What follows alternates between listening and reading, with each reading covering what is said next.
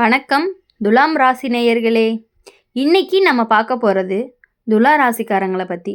துலா ராசிக்காரங்க அப்படின்னு சொன்னாலே வெளியில் பார்த்தா ரொம்ப சாந்தமானவங்களாக இருப்பாங்க. யாரையுமே காயப்படுத்தாத குணம் அவங்களுக்கு.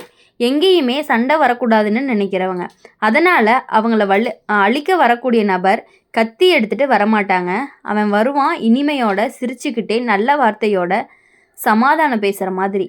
இந்த நபர் யார் அப்படின்னா, உன்னுடைய முடிவெடுக்க முடியாத தன்மையில் வாழ்கிறவன். நீ யோசிச்சுக்கிட்டே இருக்கும் பொழுது அவன் உன் வாழ்க்கையில் வசதியாக இடம் பிடிப்பான். எதுவும் அவசரம் வேண்டாம், ரெண்டுமே சரிதான்னு சொல்லி உன்னை நின்ற இடத்துலையே நிற்க வைப்பான். நீ நகராத வரைக்குமே அவன்தான் எல்லா சூழ்நிலையுமே நடத்துவான். இந்த மர்ம நபர் உன்னை அடக்கிற மாதிரி நடந்துக்க மாட்டான். உன்னை குழப்பிக்கிட்டே இருப்பாங்க. ஒவ்வொரு விஷயத்துக்கும் ரெண்டு முகத்தை காட்டுவாங்க. உன் முன்னாடி ஒன்று பேசுவாங்க, உன் பின்னாடி இன்னொன்று பேசுவாங்க. ஆனால் ரெண்டையுமே இனிமையாக தான் பேசுவாங்க. அதனால தான் நீ சந்தேகப்படவே மாட்ட. துலா ராசிக்காரங்க நல்ல பெயரை காக்கக்கூடியவங்களாக தான் இருப்பாங்க. அந்த நல்ல பெயரே இந்த நபருக்கு ரொம்பவே ஆயுதம் மாதிரி பயன்பட்டுட்டு இருக்கு.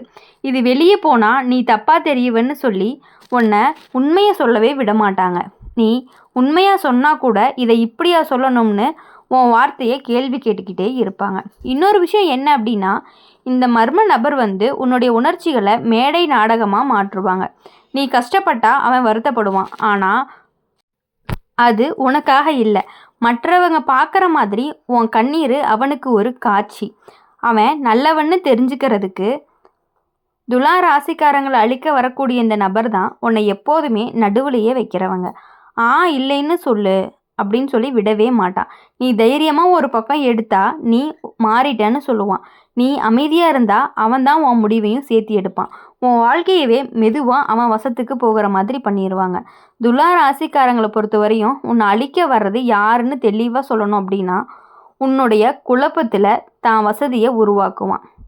இனிமையோட ரெண்டு முகத்தை போடுறவன்.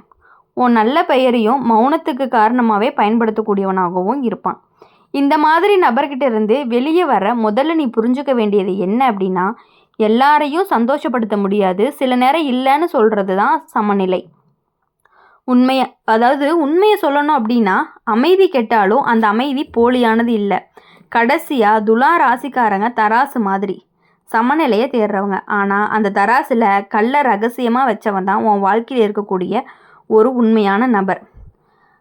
துலா ராசிக்காரங்களுடைய வாழ்க்கை அப்படின்னு பார்க்கும் பொழுது இன்னொரு மர்ம நபரும் இருக்காங்க. அது யார் அப்படின்னா, உன்னோட சார்பாக பேசுகிறவங்க, நான் உனக்காக தானே சொல்கிறவங்க, உன்னுடைய நல்லதுக்கு தான் முடிவெடுத்தேன்னு சொல்லி உன் வாயில் பேசுகிற மாதிரியே நடிப்பாங்க.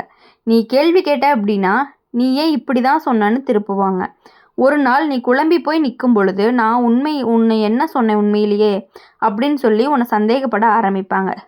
இந்த நபர் உன்னை எதிர்த்து நிற்க மாட்டாங்க. உன் பக்கம் மாதிரி இருக்க மாதிரியே நின்றுட்டு இருப்பாங்க. ஆனால் அவன் நிற்கிற இடம் ரொம்பவே ஆபத்தானது. அவன் எல்லாருக்கும் நல்லவனாக இருக்கணும்னு நினைப்பான். அதனால தான் உன்னை ஒரு பக்கம் மற்றவங்களோட இன்னொரு பக்கம் சமாதானப்படுத்திக்கிட்டே இருப்பான். அந்த நடுவில் நீ தான் எப்போதுமே விட்டு கொடுக்குற மாதிரி இருக்கும்.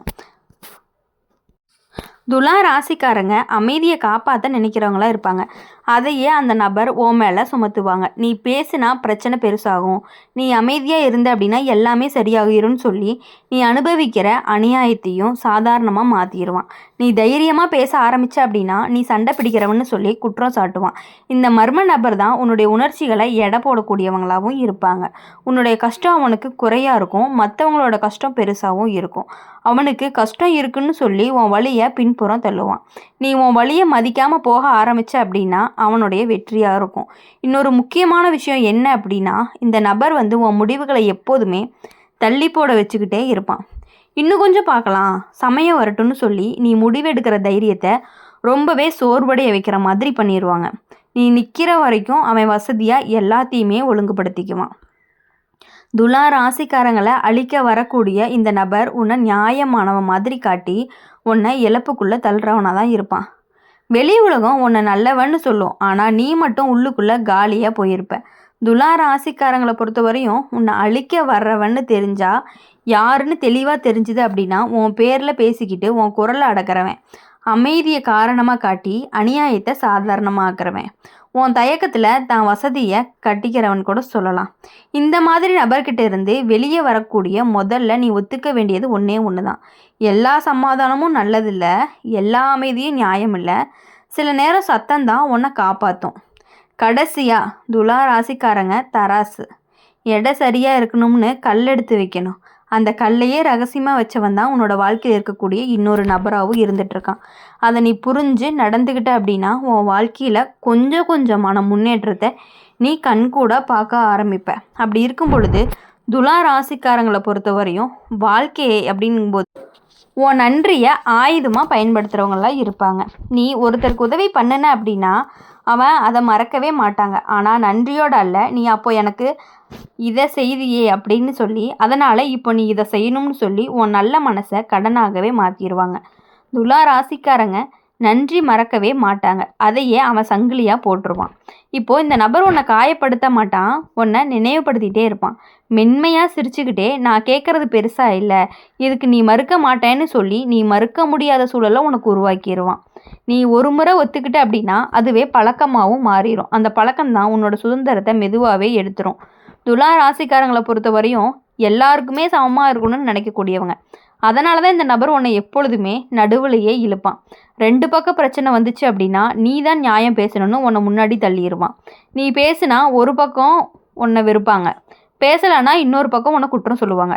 2க்குமே நடுவில் நீ தான் மாட்டிக்கிட்டு சோர்ந்து போயிடுவ. இப்போது இந்த மர்ம நபர் உன்னோட நேரத்தை மெதுவாக குடிச்சிருவான்னு சொல்கிறாங்க. சும்மா பேசணும், ஒரு சின்ன விஷயம்னு சொல்லி உன் நேரத்தை எடுத்துக்கிட்டே இருப்பாங்க. உன் வாழ்க்கையை முக்கியமாக இருக்கணும்னு அவனுக்கு தோணவே தோணாது. நீ அவனுக்கு கிடைக்கிற நேரம்தான் இருப்ப. இப்போது உன் வேலையை பற்றி பேசணும் அப்படின்னா நாளைக்கு பண்ணிக்கலாம்னு சொல்லுவான். இன்னொரு முக்கியமான விஷயம் என்ன அப்படின்னா இந்த நபர் உன்னோட எல்லையை மதிக்கவே மாட்டாங்க. நீ மெதுவாக இல்லைன்னு சொன்னால் அவன் முகம் மாறும், சிரிப்பும் குறையும்.